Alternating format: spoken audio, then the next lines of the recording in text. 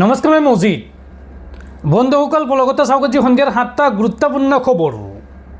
প্ৰথমটো খবৰ E20 পেট্ৰলৰ বিৰুদ্ধে আদালতে দিলে প্ৰথমটো বৃহৎ ৰায়দান। E20 পেট্ৰল ভৰাই বিকল হ'ল 20,50,000 টকীয়া গাড়ী আৰু আদালতে কোম্পানীক দিলে গ্ৰাহকক নতুন গাড়ী দিয়াৰ নিৰ্দেশ। E20 পেট্ৰলৰ বিৰুদ্ধে আদালতে দিলে প্ৰথমটো ৰায়দান। E20 পেট্ৰল ভৰাই বিকল হোৱা গাড়ীৰ মালিকৰ ন্যায়িক জয়। গ্ৰাহকজনক এতিয়া কোম্পানীয়ে দিব লাগিব একে মডেলৰ নতুন গাড়ী। E20 পেট্ৰলৰ বাবে গাড়ী বেয়া হোৱা বুলি অভিযোগ দিছিল এই গ্ৰাহকজনে। বাৰে বাৰে ইঞ্জিনৰ বিজুতি হোৱা ট্ৰাক চাপিছিল কনজিউমাৰ কোৰ্টৰ আৰু অৱশেষত গ্ৰাহকজনৰ সপক্ষে ৰায় দিলে ছত্তীশগড়ৰ ৰায়পুৰৰ কনজিউমাৰ কোৰ্টে।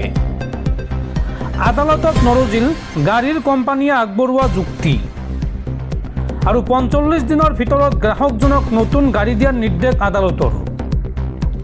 অন্যথা কোম্পানীয়ে উভতাই দিব লাগিব গাড়ীখনৰ মূল্য 20.50 লাখ টকা আৰু লগতে গ্ৰাহকজনক মানসিক হাৰাশাস্তি দিয়াৰ বাবে অতিৰিক্ত 1 লাখ টকাও দিব লাগিব কোম্পানীয়ে। এই ৰায় দিছে আদালতে। গুৱাহাটীত থাকিব নোৱাৰিব মিয়াৰ বিৰুদ্ধে গুৱাহাটীত আৰম্ভ হৈছে একশ্যন। এফালৰ পৰা খেদি পঠিওৱা হৈছে মিয়াক। কোনো মিয়া থাকিব নোৱাৰিব গুৱাহাটীত। এফালৰ পৰা খেদি পঠিওৱা হৈছে মিয়াক। গুৱাহাটী মহানগৰীত এইবাৰ মিয়াৰ বিৰুদ্ধে একশ্যন আৰম্ভ। হাৰি যোৱা নাই পদপথত ব্যৱসায় কৰা মিয়াসকলো। নিশা এফালৰ পৰা উঠাই দিয়া হৈছে দোকান। ভূতনাথত অতি তৎপৰতাৰে চলিছে অভিযান। পদপথৰ মিয়া ব্যৱসায়িক কৰা হৈছে উচ্ছেদ। এইসমূহ ব্যৱসায়ীয়ে নিচাজাতীয় সামগ্ৰী বিক্ৰী কৰাৰ অভিযোগ। বীৰ লাচি থানা আৰু স্থানীয় লোকৰ সহযোগত আৰক্ষীক লগত লৈ চলাইছে অভিযান। উল্লেখযোগ্য যে কেইদিনমান পূৰ্বে ভূতনাথত সংঘটিত হৈছিল এটা হত্যাকাণ্ড আৰু তাৰ পিছতে তৎপৰতাৰে চলিছে অভিযান। ৰাজ্যৰ লাখ লাখ মহিলালৈ ভাল খবৰ। লাখপতি বাইদেউ আঁচনিৰ ধনক লৈ বৃহৎ ঘোষণা চৰকাৰৰ। এতিয়াও ধন নোপোৱা মহিলাসকলে শীঘ্ৰেই লাভ কৰিব ধন। প্ৰকাশ কৰা হ'ল ধন বিতৰণৰ তাৰিখ।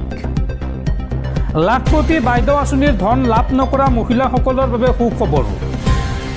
লাখপতি বাইদেউৰ ধন বিতৰণক লৈ বিধানসভাত চৰকাৰৰ বৃহৎ ঘোষণা। অতি সোনকালে বাকী থকা হিতাধিকাৰী একাউণ্টলৈ যাব আঁচনিৰ ধন। ৰাজ্যৰ 8টা সমষ্টিৰ মহিলাসকলে এতিয়া পাবলৈ বাকী আছে লাখপতি বাইদেউ আঁচনিৰ ধন আৰু চৰকাৰৰ নতুন ঘোষণাই এতিয়া হাঁহি ঘূৰাই আনিলে হাজাৰ হাজাৰ মহিলাৰ মুখলৈ।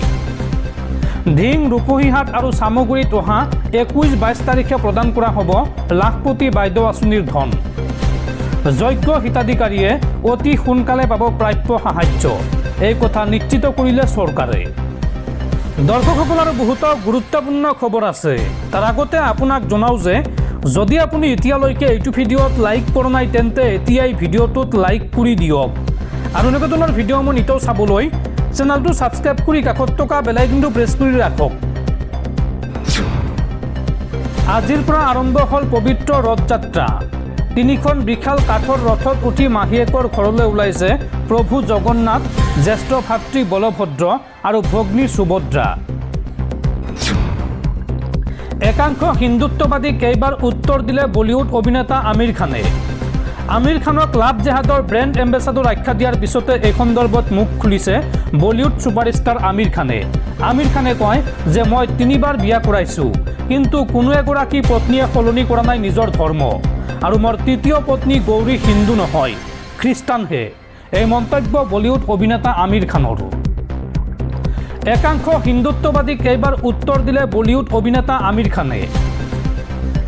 লাভ জেহাদী সজোৱাসকলক প্ৰত্যুত্তৰ আমিৰ খানৰ। একাংশ হিন্দুত্ববাদী নেতাই লাভ জেহাদৰ ব্ৰেণ্ড এম্বেচাডৰ আখ্যা দিছিল আমিৰ খানক আৰু সেইসকল হিন্দুত্ববাদীলৈ আমিৰ খানৰ বিশেষ বাৰ্তা। আমিৰ খানে কয় যে মই 3বাৰ বিয়া কৰাইছোঁ, কিন্তু কোনো এগৰাকী পত্নীয়ে সলনি কৰা নাই নিজৰ ধৰ্ম আৰু মোৰ তৃতীয় পত্নী গৌৰী হিন্দু নহয়, খ্ৰীষ্টানহে। আমিৰ খানে লগতে কয় যে মোৰ 2গৰাকী ভগ্নীৰ বিয়া হৈছে হিন্দু যুৱকৰ সৈতে লগতে মোৰ ছোৱালীজনীৰ বিবাহ এজন হিন্দু যুৱকৰ সৈতে হৈছে। হিন্দু মহিলাক বিয়া পতা বুলি একাংশই লাভ জেহাদী আখ্যা দিছিল আমিৰ খানক আৰু সেইসকল নেতাক উদ্দেশ্যি এই মন্তব্য কৰে বলিউড অভিনেতা আমিৰ খানে। ৰন্ধন গেছৰ চিলিণ্ডাৰক লৈ ভাল খবৰ। এতিয়াৰ পৰা অনলাইনত অৰ্ডাৰ দিলে মাত্ৰ 10 মিনিটত ঘৰত বহি আপুনি লাভ কৰিব ৰন্ধন গেছৰ চিলিণ্ডাৰ। ছুইগি ইনষ্টামাৰ্টত কৰিব পাৰিব অনলাইন অৰ্ডাৰ। আপোনাৰ নামত ৰন্ধন গেছৰ কানেকশ্যনৰ প্ৰয়োজন নাই। অৰ্ডাৰ দিলেই HP নেভিয়া ৰন্ধন গেছ দি যাব আপোনাক আৰু পিছৰবাৰ অৰ্ডাৰ কৰিলে খালী চিলিণ্ডাৰটো ঘূৰাই দিলেই হ'ল। 5 কেজি আৰু 10 কেজিৰ চিলিণ্ডাৰ লাভ কৰিব আপুনি অনলাইনত। প্ৰথম পৰ্যায়ত বেংগালুৰুত হ'ব এই চিলিণ্ডাৰ ডেলিভাৰী। HPCL আৰু ছুইগিৰ মাজত এই সন্দৰ্ভত চুক্তিৰ পিছতে গ্ৰাহকক এই সুবিধা আগবঢ়াইছে ছুইগি ইনষ্টামাৰ্টে। আজি 19 দিনত ভৰি দিলে সোনম ৱাংচুকৰ অনশনে আৰু আজিৰ দিনটোত দেশবাসীলৈ বিশেষ আহ্বান জনাইছে পৰিৱেশবিদ সোনম ৱাংচুকে। সোনম ৱাংচুকে কয় যে মোক অনশন ভংগ কৰিবলৈ কোৱাৰ পৰিৱৰ্তে আপোনালোকৰ এই প্ৰতিবাদৰ অংশীদাৰ হওক। আজি 19 দিনত ভৰি দিলে সোনম ৱাংচুকৰ অনশনে। যিমানেই সময় গৈছে সিমানেই অৱনতি ঘটিছে সোনম ৱাংচুকৰ স্বাস্থ্যৰ। লাডাখৰ পৰিৱেশ কৰ্মীগৰাকীৰ অনশনক লৈ নীৰৱ চৰকাৰ। ৰাষ্ট্ৰীয় পৰ্যায়ৰ পৰীক্ষাৰ প্ৰশ্নকাকত ফাদিল আৰু অনিয়মক লৈ এই অনশন সোনম ৱাংচুকৰ। বৰ্তমানলৈকে 9 কেজি ওজন হ্ৰাস পাইছে সোনম ৱাংচুকৰ আৰু 18টা দিনৰ অন্তত দেশৰ জনতালৈ বিশেষ আহ্বান সোনম ৱাংচুকৰ। সোনম ৱাংচুকে কয় যে আপোনালোকৰ বহুতে মোক এতিয়া অনশন ভংগ কৰিবলৈ কৈ আছে বা পৰামৰ্শ দিছে। মোৰ অৱস্থা এনেকুৱা নহয় যে মই 2-4 দিনত মৰি থাকিম। মোৰ মাংসপেশী দুৰ্বল হ'লেও মই আৰু কেইদিনমান থাকিব পাৰিম।